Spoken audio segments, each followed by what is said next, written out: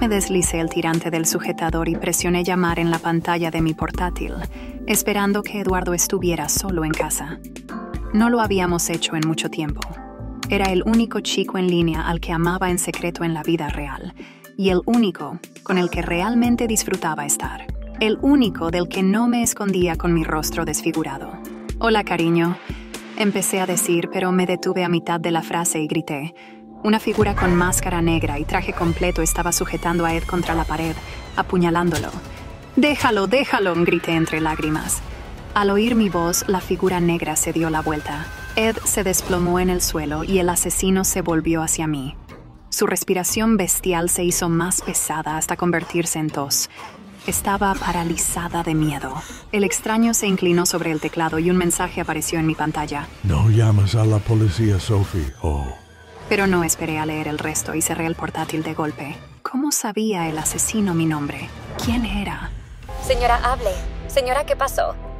La voz del operador me sacó del caos de mi cabeza, tartamudeando. Le conté todo, ahogándome en lágrimas, y le di la dirección de Ed. Hace 5 años hubo un incendio en mi casa. Mi padre murió, pero milagrosamente fui salvada por Ed, mi vecino de enfrente. Pero, honestamente, hubiera preferido quemarme en las llamas. El fuego no perdonó mi rostro y desde entonces no podía mirarme en el espejo sin llorar. Estaba condenada a vivir con medio rostro monstruoso. Al salir del hospital, noté las reacciones de la gente al verme. La única sonrisa que iluminó ese día fue la de Ed. Llegó a recogerme del hospital con flores y me llevó a su casa y la de Guille. Sin embargo, al novio de Ed no le entusiasmaba tenerme como una nueva compañera en casa. Era la tercera en discordia. La vida se volvió insoportable. La vista desde la ventana de lo que quedaba de mi casa solo añadía más dolor. Tan pronto como recibí el dinero del seguro, alquilé una pequeña habitación y me mudé. Usé el dinero para pagar las deudas de mi padre, pero apenas cubrió la mitad. Me convertí en una reclusa. Tenía demasiado miedo de volver a la universidad y solo salía de noche. Encontrar un trabajo decente estaba fuera de mi alcance, pero tenía que trabajar para pagar las deudas de mi padre. Así es como terminé haciendo. Modelaje por webcam, un cuerpo bonito, un rostro fuera de cámara y dinero fácil. ¿Dónde más podría ganarme la vida? El único consuelo que tenía era hablar con Ed. Me cuidaba y me visitaba ocasionalmente. Nunca hicimos el amor físicamente, pero en algún momento comenzamos a hacerlo en línea. ¿Realmente lo disfrutaba? ¿O eran solo actos de bondad? Bueno, no importaba. Esos eran realmente mis momentos más felices. Le rogaba que no me pagara, pero me enviaba el doble de la tarifa de todos modos. Mi querido Ed, que ahora yacía allí, desangrándose.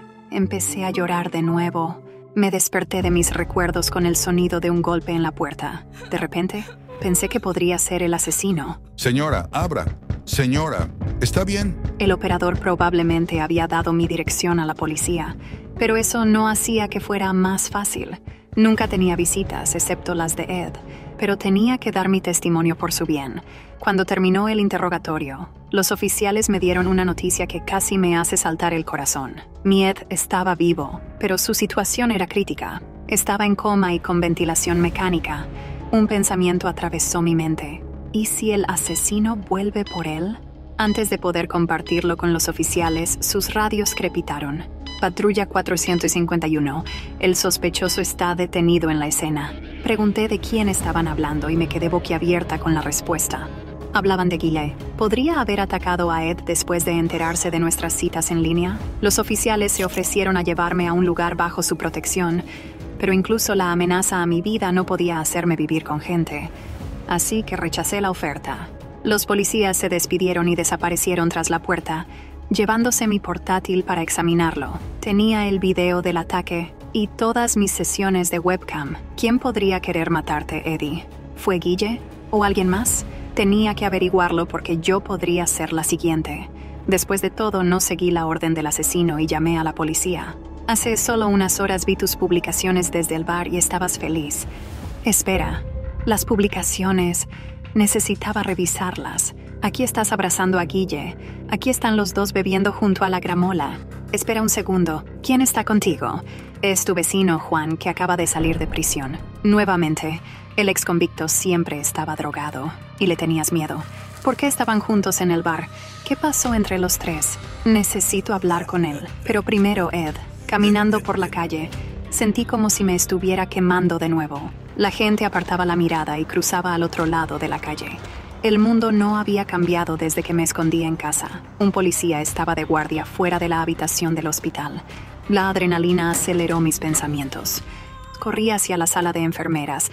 Agarré una bata de enfermera y, en un momento, me acerqué a la puerta. El policía se levantó para recibirme y me aparté el cabello de la oreja, revelando la mitad cicatrizada de mi rostro. Funcionó. Como siempre, me deslicé en la habitación sin problemas. Mi corazón se encogió. Mi Ed yacía allí, conectado a 1000 máquinas. Bajo la manta, sentí su mano y... ¿qué era eso? Sentí un anillo de compromiso en su dedo anular. Significaba que Guille finalmente le había propuesto matrimonio. La puerta se cerró de golpe. ¿Qué haces aquí? Un oficial severo clavó su mirada en mi rostro. Nos reconocimos. Era el señor Rivera, el detective jefe y el padre de Ed. Señor Rivera, vine a visitar y mire, el anillo. Rivera me dio una bofetada tan fuerte que el anillo voló de mi mano. Sal de aquí y no te atrevas a mostrarme eso. Monstruo. Se detuvo a mitad de la frase. Sacó un inhalador de oxígeno y tomó una respiración profunda.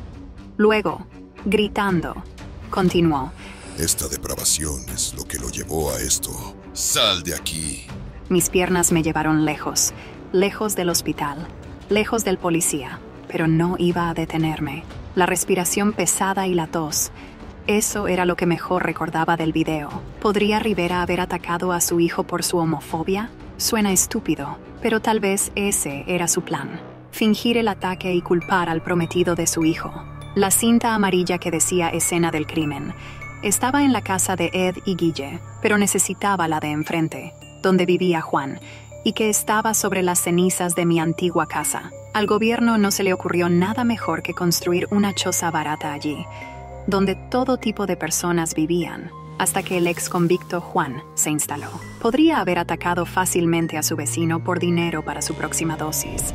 La puerta estaba entreabierta. Di un paso adentro. El miedo me agarró el cuello con dedos helados. Mi visión se nubló y el aire olía a humo. Lo recordaba todo como si hubiera sido solo un día atrás. Caminé hacia la sala de estar y mis ojos se abrieron de par en par. En la mesa había un anillo igual al de Ed. Entonces, era el anillo de Guille. ¿Qué hacía aquí? Agarré el anillo y entonces oí un susurro. Crucé el pasillo. Me acerqué de puntillas a la puerta del dormitorio y espié por la rendija. ¡Oh Dios! Una figura negra estaba hurgando en los cajones. Definitivamente era él. Contuve un grito y di un paso atrás, pero maldita sea. Derribé un jarrón y se estrelló contra el suelo. En un segundo, la figura negra se movió hacia mí. Paso, paso. Sibilancia. Tos. ¿Podría el detective Rivera haber llegado aquí más rápido que yo? Pensé, enfrentando una muerte inminente.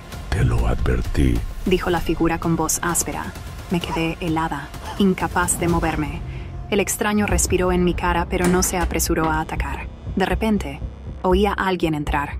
Una voz borracha. ¿Quién está ahí? Sin esperar un segundo, la figura negra saltó por la ventana. En un momento, un gigante tatuado y corpulento estaba delante de mí. Caí de rodillas y lloré. Juan resultó ser bastante hablador. Nos encontramos por casualidad en el bar. Los chicos me invitaron a una bebida como despedida. ¿Despedida? Pregunté desconcertada. Sí, uno de ellos propuso matrimonio y el otro lo rechazó, pero se separaron como amigos. Contuve la respiración. ¿Podría ser por mí? Mientras tanto, Juan continuó. Cuando el bar cerró, fuimos a la casa de los chicos. Luego Guille y yo corrimos al supermercado para conseguir más alcohol. Me puse su anillo para mostrar cómo abrir una cerveza con él. Así es como lo consiguió, pensé. Y luego volvimos a su casa. Guille corrió hacia Ed y yo perseguí al bastardo, pero no lo atrapé. Solo agarré esto en la puerta. Debe haber estado buscándolo. El bastardo. Me quedé muda. Juan sostenía un brazalete con mi nombre, el que le di a mi padre por su cumpleaños el año del incendio. Con manos temblorosas, tomé el brazalete y me despedí de Juan. Los pensamientos claros regresaron solo por la mañana. Juan y Guille no estaban involucrados en el ataque, a pesar de que el detective Rivera pensaba lo contrario. Pero él tampoco era el asesino porque no podría haber llegado a la casa de Juan antes que yo. Entonces, ¿quién era esa figura negra? Alguien que tenía el brazalete de mi padre. Alguien que respiraba pesadamente, posiblemente debido a quemaduras en los pulmones. Mi cabeza comenzó a girar de nuevo. Decidí que necesitaba ver el video nuevamente con cuidado. La respuesta podría estar allí. Pero la policía se llevó mi portátil. Cuando fui a buscarlo, había desaparecido. Rivera tenía un día libre. Su asistente sugirió que lo podía haber llevado a casa. Por suerte, conocía su dirección. Desde el patio trasero de la casa de Rivera se escuchaba el sonido de una motosierra. Eché un vistazo desde la esquina. El policía estaba cortando madera. Esta era mi oportunidad. Me deslicé en la casa por la puerta trasera. Por suerte, mi portátil estaba a la vista. Lo agarré y me apresuré hacia la puerta.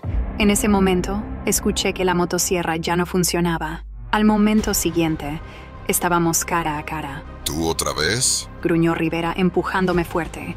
Dejé caer el portátil y me caí junto a él. Se lanzó sobre mí y comenzó a ahorcarme. Traté de luchar, pero ¿cómo encontraría la fuerza contra el fuerte policía? La conciencia comenzó a desvanecerse. Otro segundo, y todo habría terminado. Tomé una respiración profunda. Algo derribó a Rivera de encima de mí. Algo negro. El asesino de Ed sujetó al policía contra el suelo. Suéltame, Roberto. Sé que eres tú. Roberto. Ese era el nombre de mi padre. Rivera agarró a la figura negra por la cabeza y le arrancó la máscara. Delante de mí estaba el rostro quemado de mi padre, pero todavía no podía recuperar el aliento para hablar. Corre. Dijo mi padre con voz ronca hacia mí, y en un segundo, Rivera lo lanzó lejos. Me ocuparé de ella, como tú lo hiciste con mi hijo. Lo arruinaron todo. Escuché la voz ronca de mi padre. ¿De qué estás hablando? Finalmente logré hablar. Mi padre se volvió hacia mí. Del incendio que fingimos. Las sirenas aullaban. Cayendo al suelo, lancé un grito. Cuando escucho que este mundo fue creado por hombres, siempre pienso que esa es la razón por la cual es tan cruel. La empresa de mi padre debía dinero a los jefes del crimen de la ciudad. Iban a quitarle todo, incluida la casa. Le pidió a nuestro vecino Ed que involucrara a su padre, el detective Rivera. Juntos, planearon un incendio para obtener el dinero del seguro y luego dividirlo. Para asegurarse de que los mafiosos no nos buscarían. Querían fingir nuestras muertes usando cuerpos de la morgue. Se suponía que mi padre debía llevarme con él y desaparecer para siempre. Se preparó de antemano un poder general para el pago del seguro a nombre de Rivera. Pero él cambió el plan para quedarse con todo. Cuando Ed se dio cuenta de que no salíamos de la casa en llamas, supo que algo andaba mal. Rivera en realidad nos había encerrado. Ed no era un asesino, así que abrió la puerta y me sacó. Cuando volvió a buscar a mi padre, él ya no estaba. De alguna manera, mi padre llegó a un hospital de otra ciudad, donde fingió que estaba loco. Legalmente recibí el dinero del seguro, lo que arruinó el plan de Rivera. Todo este tiempo mi padre no sabía que Ed me había salvado y vivió solo para vengarse. Tan pronto como se recuperó, regresó para vengarse. El detective Rivera inicialmente sospechó de Guille, pero lo descubrió todo cuando interrogó al ex convicto Juan. Cambió el informe de ese interrogatorio. Para Rivera ya estaba bien incriminar al prometido de su hijo porque odiaba su relación. Sentada en el estrado de los testigos junto a Guille, pensé en una cosa. Los crímenes, como los manuscritos, no se queman, y todos los secretos, tarde o temprano, salen a la luz. Realmente espero que a Rivera lo traten en prisión como siempre tratan a los policías. En cuanto a mi padre, no sé si alguna vez podré entenderlo. Solté la mano de Guille y me levanté. Juro decir la verdad, toda la verdad y nada más que la verdad. Y también juro no esconderme del mundo nunca más. Por Ed, que ya salió del coma en el hospital. Y por nuestro futuro juntos. Ed rechazó a Guille porque quería estar conmigo. Guille lo dejó ir y nos dio su bendición. Mi nueva vida apenas comenzaba. ¿Qué harías si alguien te dijera que tu hermano, suponiendo que tuvieras uno, mató a alguien? Un hermano al que conoces perfectamente, porque lo has cuidado desde que era pequeño. ¿Lo creerías? Eso es exactamente lo que acabo de escuchar. Me dijeron que mi hermano menor, que a veces incluso duda en acercarse a la gente, acababa de decapitar a alguien a plena luz del día. Y el personal del parque de atracciones, que estaba huyendo del lugar donde supuestamente ocurrió, me hizo pensar en lo peor. Pronto vi a Danny, rodeado por oficiales de policía. Asustado, confundido, con un hacha en la mano. «No entiendo cómo pasó esto», gritó. «Por favor, ayúdame, no quise hacerlo». Sabía que eso era cierto, pero los demás pensaban lo contrario. La nueva esposa de la víctima, Cynthia, estaba histérica, maldiciendo a Danny porque él fue quien le quitó la vida a su amado Matthew. Se subió al paseo del túnel del horror con la cabeza y salió, fíjate, sin ella. Todo ocurrió en el parque de atracciones donde mi hermano y yo trabajamos. Soy cajera y Danny interpretaba el papel del maníaco de Scream. En el túnel del horror, asustaba a los visitantes con entusiasmo, agitando un hacha. Pero era falsa. Un accesorio con el que el actor golpea a alguien y luego salpica sangre falsa. Al menos, así era hasta hoy. Lo que pasó ahora parece que tendré que averiguarlo yo mismo, antes de que la ya difícil vida de Danny se arruine por completo. Porque, aparte de mí, nadie duda de que es culpable. Danny bromeaba a menudo diciendo que lo eligieron para ese papel para ahorrar en maquillaje. Su rostro ha estado desfigurado desde el nacimiento. Debido a un defecto genético, tenía labio leporino y músculos distorsionados, lo que hacía que su cara fuera bastante aterradora. Así que, el túnel del horror, con poca luz, era prácticamente el único lugar donde Danny podía encontrar trabajo.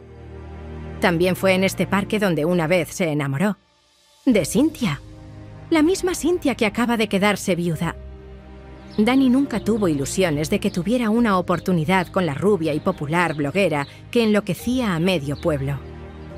Para él, era algo platónico. Su primer amor, una chica de ensueño. Admiraba su belleza en la distancia. Aunque a veces le enviaba regalos anónimos, como flores o una cesta de frutas de vez en cuando. Una vez, incluso le envió un colgante de plata barato. Lo regañé por eso. Vivimos juntos, y a veces el dinero es realmente escaso.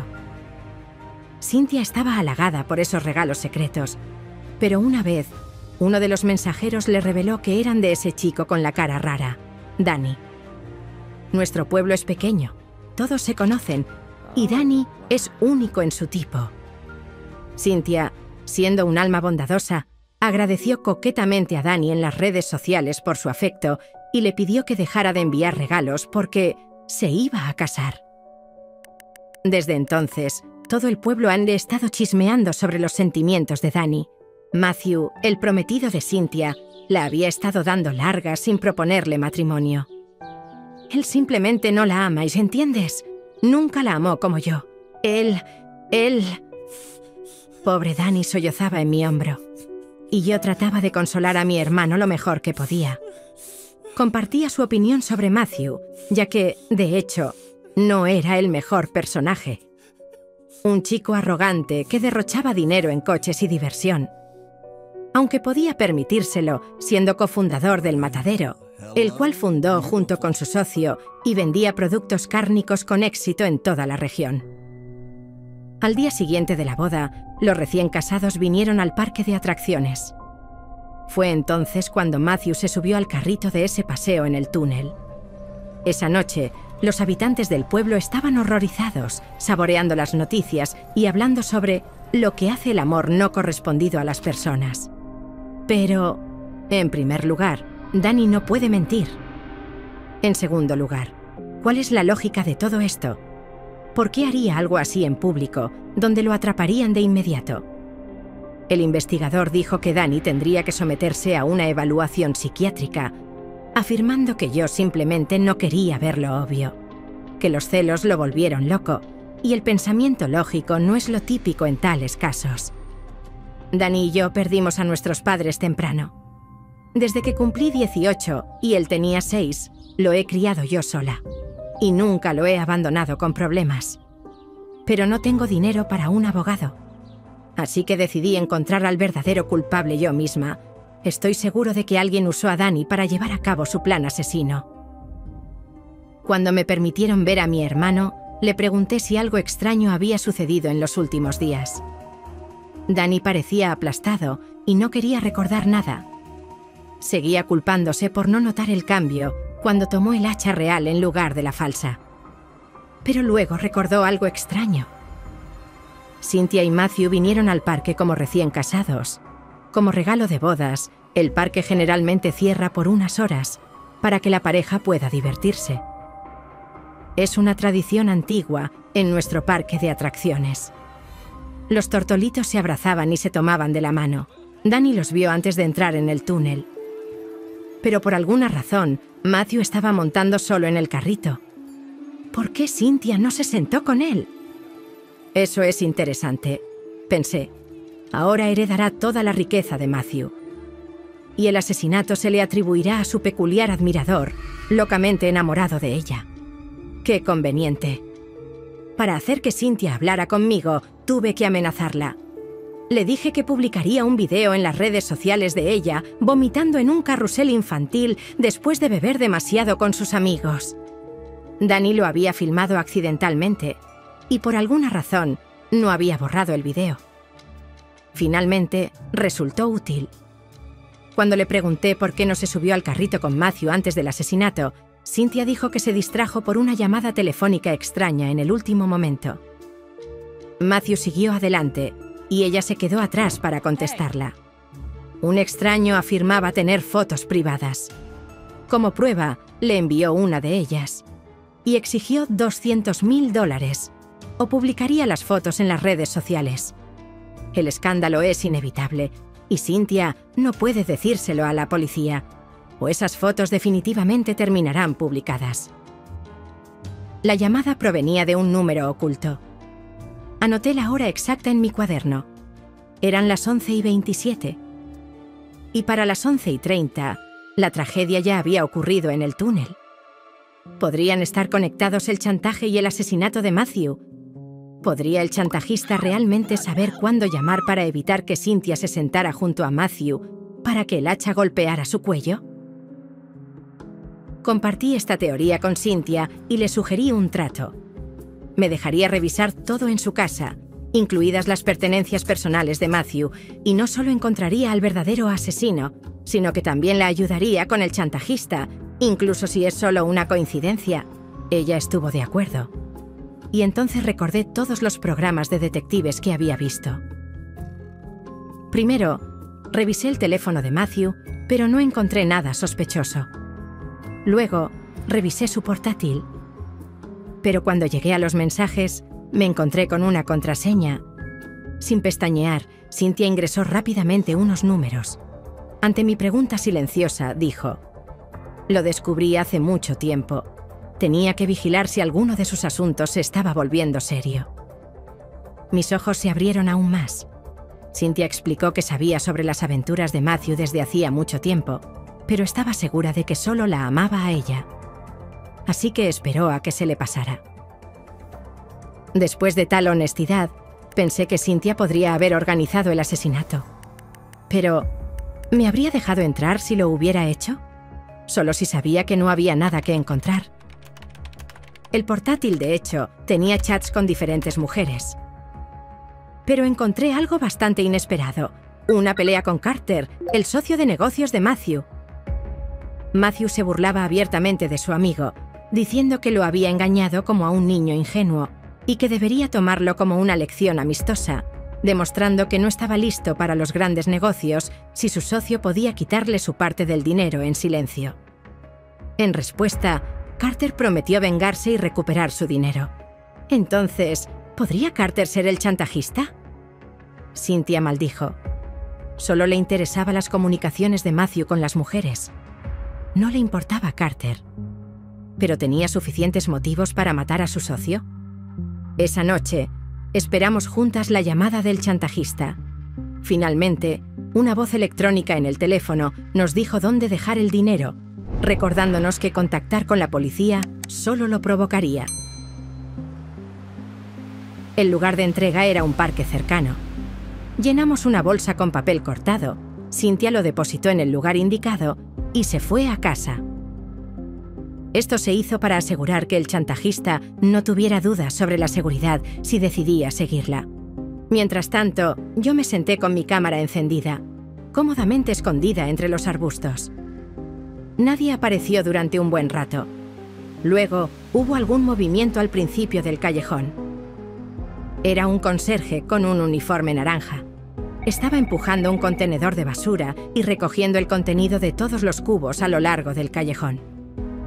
Pero ya había visto esto en programas de detectives también. Tan pronto como el conserje comenzó a vaciar nuestro cubo, me lancé sobre él con todo mi considerable peso y lo derribé al suelo. Por suerte, era tan delgado como una rama. Y tengo experiencia atrapando evasores de tarifas en el trabajo. ¡Carter! ¡Por supuesto! ¿Quién más podría ser? No tenía sentido luchar. El hombre confesó que solo quería recuperar su dinero a través de la extorsión. ¿Y las fotos desnudas de Cynthia? El arrogante Matthew se las había compartido. Le encantaba presumir de sus mujeres con sus amigos. Pero a mí me interesaba otra cosa. Danny. ¿Él incriminó a mi inocente hermano? Carter protestó. Había estado con amigos toda la mañana el día de la tragedia, en la fiesta de cumpleaños de uno de ellos.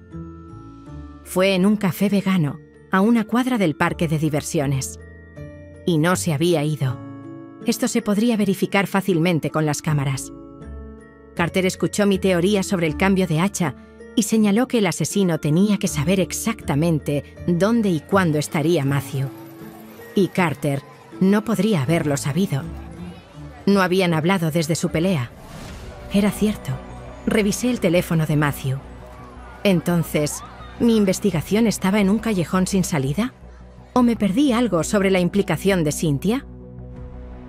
A la mañana siguiente, volví a su casa, decidida a llegar al fondo de esto esta vez.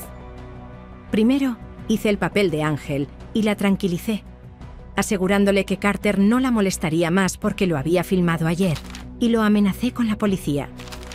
Luego le pedí que revisáramos las cosas de Matthew de nuevo, pero estaba más interesada en otra cosa. La última vez que estuve aquí, Cynthia casi me empujó fuera del baño al que estaba a punto de entrar, diciendo que tenía un problema de tuberías. ¿Estaba ocultando algo allí? ¿O realmente usaba el baño de sus vecinos para hacer esas cosas? Necesitaba comprobarlo.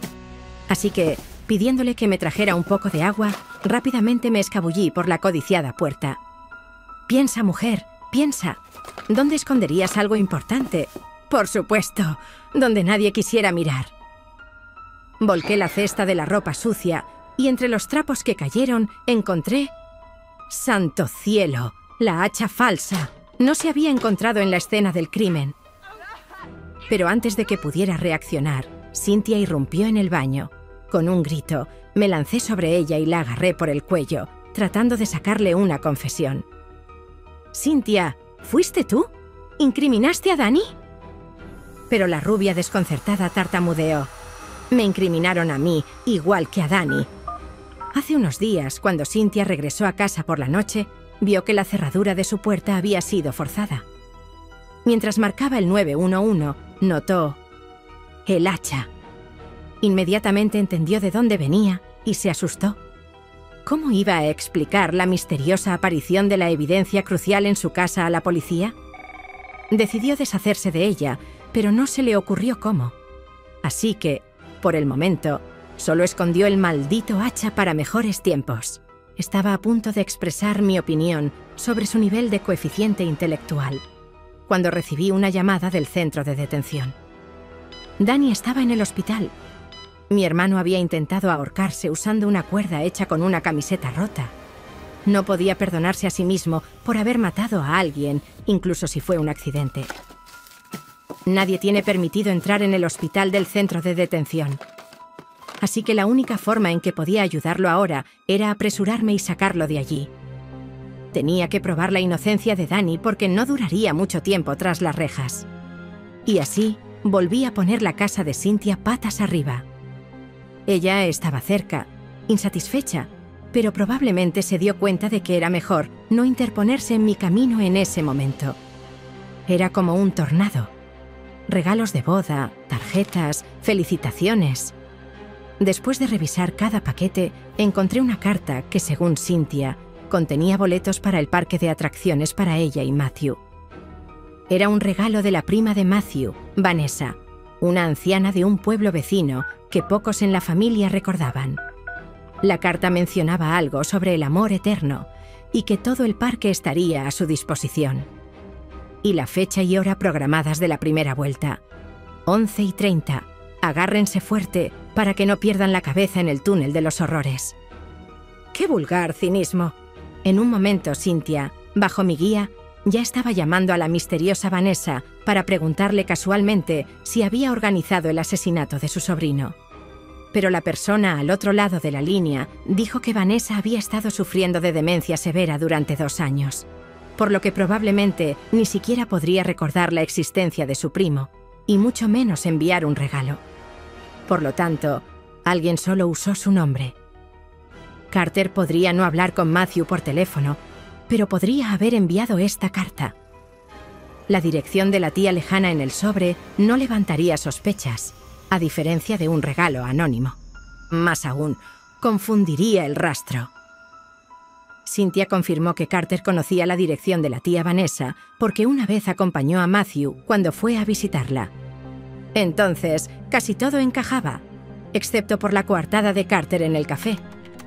Por la tarde me presenté en el café vegano que mencionó Carter, diciéndoles que era la gerente de publicidad de Cynthia.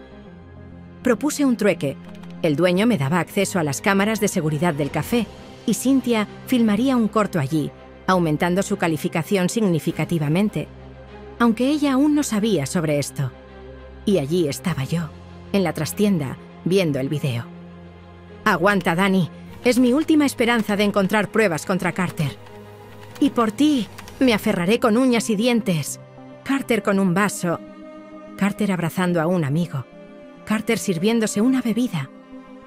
Noté que estaba allí sin su esposa y se desmadró. Pero no podía creerlo. Pero Carter realmente no salió del café. Una y otra vez adelanté la imagen borrosa de la cámara de salida del café, esperando haber pasado por alto algo. Y luego, en el fondo, desde la entrada lateral del café a las 11:15, una silueta con un uniforme naranja. Un conserje. «Te estás repitiendo, Carter. Te reconocí». De hecho, el día del asesinato, había muchos empleados cerca de la atracción. Y las personas con uniformes siempre pasan desapercibidas y tienen acceso a todos los rincones y grietas. Incluso al backstage con los accesorios. Todo lo que necesitaba Carter era decirles a sus amigos que saldría 1 minuto para una llamada urgente. Luego cambiarse de ropa en el baño y dedicar 6 minutos para llegar al parque de atracciones que estaba a solo 1 cuadra de distancia. Escondería el hacha bajo su chaqueta y la cambiaría. Y volvería a la fiesta 15 o 20 minutos después. Llamando a Cynthia de camino de regreso. Considerando que Carter mismo estableció la hora y lugar de la reunión con la víctima, su plan funcionó. Y Dani solo fue una herramienta conveniente en sus manos. Después de proporcionar a la policía las pruebas recopiladas, llevé a Dani a casa. Mi hermano finalmente está a salvo. Y el verdadero criminal enfrentará la justicia. Matthew y Carter comenzaron un negocio juntos, pero con el tiempo, Carter se alejó de la idea de producir carne y se convirtió en vegetariano. Instó a su socio a cambiar el negocio y dejar de matar animales. Como respuesta, solo recibió burlas.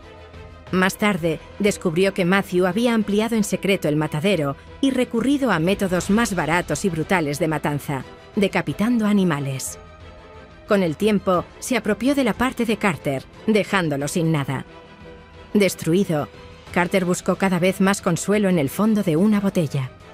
Su esposa lo dejó, llevándose a sus 2 queridas hijas. Carter culpó a Matthew de todo y buscó venganza. Planeó todo cuidadosamente, pero no consideró una cosa, que, cegado por su propio resentimiento, casi arruinó la vida de una persona inocente e indefensa. La historia de las acusaciones y el arresto erróneo de Dani provocó una ola de discusión y simpatía en las redes sociales. Mi hermano se convirtió en una celebridad y los buscadores de emociones acudieron en masa a la atracción de terror. Y el jefe no tuvo más remedio que aumentar el salario del actor principal. Dani dejó de tener miedo de la gente e incluso conoció a una chica. Ella también tiene una apariencia inusual. Todo su cuerpo está cubierto de tatuajes de escamas de serpiente. Tiene el cabello verde y una lengua bífida de lagarto. Ahora ella también trabaja en el parque, dando recorridos en el terrario. Con ella, Dani parece feliz. Bueno, al menos de esta manera, la vida le ha devuelto algo de justicia. Juan bajó hacia mi cuello besándome apasionadamente. La pantalla del teléfono en la mesita de noche se iluminó. Eché un vistazo y casi me desmayó. Era un mensaje de Ana, mi hermana, que desapareció bajo circunstancias misteriosas en las montañas la semana pasada. ¿Qué te parece, Juan? Leí en la pantalla y aparté al exmarido de Ana. Toda la familia estaba esperando que Ana se pusiera en contacto, pero yo estaba segura de que se había ido. Y no fue por la tormenta que la atrapó a 3.000 metros de altitud. Fue algo o alguien más. Ana era una snowboarder profesional y habría lidiado con la ventisca. Nos enteramos de su desaparición por su nuevo novio, Miguel. Según él, tuvieron una pelea ese día y Ana dijo que iba a hacer snowboard sola. Ese era su estilo. Ana tomó su tabla, dejó el hotel, llegó a la cima y nadie la vio después. Miguel dijo que se preocupó tan pronto como informaron sobre la tormenta. El teléfono de Ana no contestaba. No le permitieron subir a la montaña, ni los rescatistas ni el helicóptero que sobrevoló esa maldita montaña durante quién sabe cuánto tiempo encontraron algo. No hubo restos de snowboard, ni, Dios no lo quiera, un cuerpo. La policía se negó siquiera a escuchar que fuera algo más que un accidente obvio, uno de los de docenas que hay cada temporada, diciendo que podría haberse evitado si alguien se hubiera asegurado de que Ana no hiciera snowboard en la tormenta. ¿Me estás culpando? Preguntó Miguel con voz temblorosa cuando expresé estos pensamientos frente a todos, mirándolo directamente a los ojos. Era otra tarde en el apartamento de nuestros padres, donde nos habíamos estado reuniendo todos los días desde la desaparición de mi hermana. Rezábamos, enviábamos pensamientos al cosmos y toda esa tontería. Maldito bastardo, no tenías derecho a dejarla ir. No tuve tiempo de responder a Miguel porque Juan se lanzó sobre él. Era el exmarido de mi hermana. Nos visitaba a menudo después del divorcio para ver a su hijo de 2 años, Tommy, que vivía con Ana en casa de nuestros padres. Papá respetaba a Juan y estaba convencido de que mi hermana había cometido un error y que antes o después volvería con él. Miguel cayó al suelo. Basta, Elisa. Mi mamá me espetó enojada. ¿Ves lo que les estás haciendo a todos? Por supuesto que encontrarán a Ana. Con estas palabras, ayudó a Miguel a levantarse. Por supuesto que encontrarán el cuerpo, la corregí. En primavera, cuando la nieve se derrita. Es lo que dijeron los rescatistas. El silencio se rompió cuando golpeé la puerta del balcón. Tenía que descubrir la verdad porque dependía de quién obtendría la custodia de Tommy. No me importaba si quién de los 2 hombres de mi hermana lo conseguía, pero tenía que estar segura de que era inocente. Por ahora, ambos levantaban mis sospechas. Miguel estaba bebiendo y llorando. Juan estaba sufriendo y volviéndose loco. Miguel fue el último en ver a Ana. Juan llegó a la escena primero, mientras Miguel se emborrachaba en la habitación. Miguel podría estar involucrado porque Ana solía volverlo loco con su negativa a mudarse con él y con el niño. Juan podría estar involucrado porque Ana lo había ignorado durante mucho tiempo y había limitado el contacto con su hijo. ¿Crees que está involucrado? Mi rápido flujo de pensamiento se disipó con el humo del cigarrillo. Juan hizo clic con su encendedor detrás de mí. ¿Él o alguien más? ¿Cómo quién, por ejemplo? Preguntó mirándome intensamente a los ojos. Podría ser cualquiera. Ana rompió muchos corazones. Juan sonrió, pareciendo entender mi punto de vista. ¿Y qué vas a hacer? Voy allí, y no descansaré hasta encontrar la respuesta. Juan objetó. Yo estuve allí. No hay nada más que nieve. Era cierto, había corrido desde alguna conferencia de neurocirujanos tan pronto como supo que había desaparecido, pero ya había tomado una decisión. Ahora es mi turno de ir, dije. Juan me miró. Podría ser peligroso. Iré contigo. ¿Qué?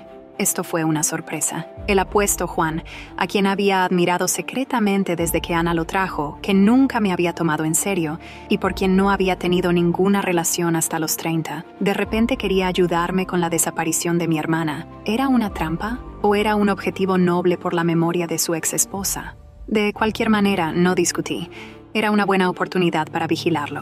Al día siguiente, Juan y yo dejamos nuestras cosas en un hotel en la base de la montaña, alquilamos el equipo y tomamos el teleférico hasta arriba. Pero en la cima no había nada, excepto un letrero con un mapa de los pueblos alrededor de la montaña.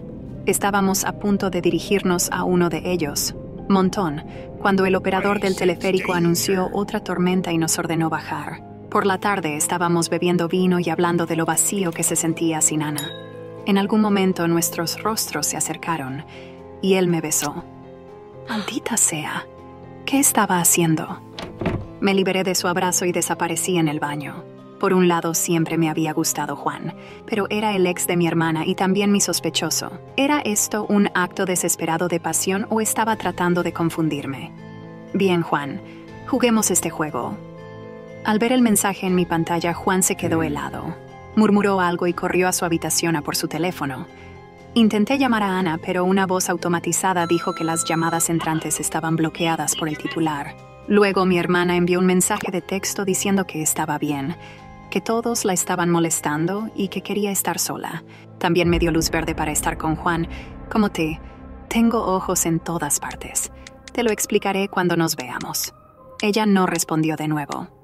¿Era esto una broma cruel? Llamé a Migue. Resultó que Ana también le había enviado un mensaje de texto. ¿O fuiste tú quien lo envió? Pensé. Luego mi mamá me llamó muy feliz. Este caos me estaba dando dolor de cabeza. Le pedí a Juan que me dejara sola.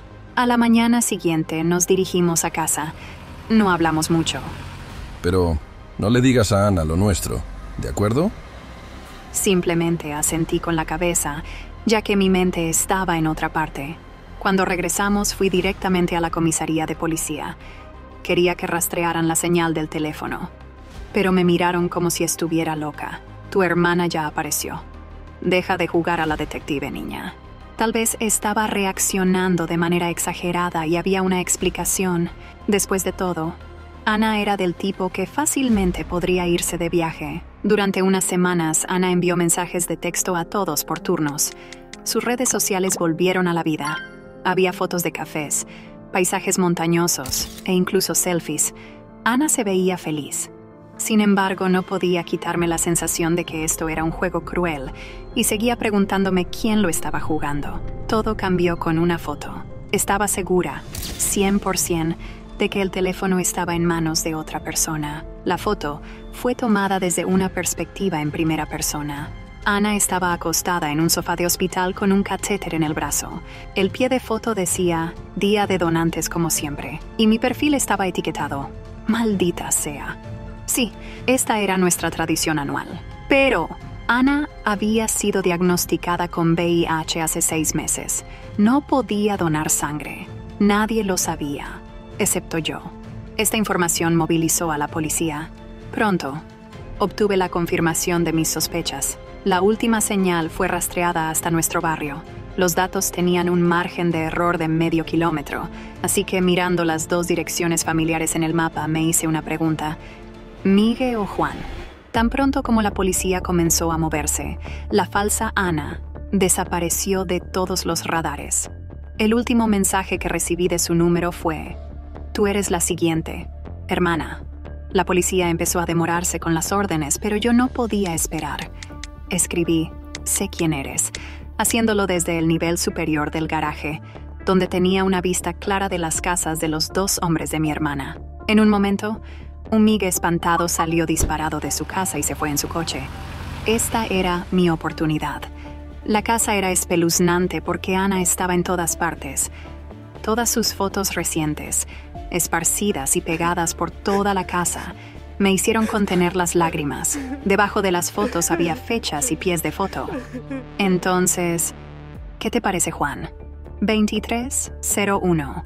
Ese fue el día que estuvimos en el hotel cerca de la montaña. Entonces, Migue estaba haciendo un seguimiento de las fotos que ya había usado. Entonces era él. El sonido de un motor vino de afuera. Entré en pánico y corrí. Pero algo me pinchó en el cuello y me sumergí en la oscuridad. Desperté en el hospital.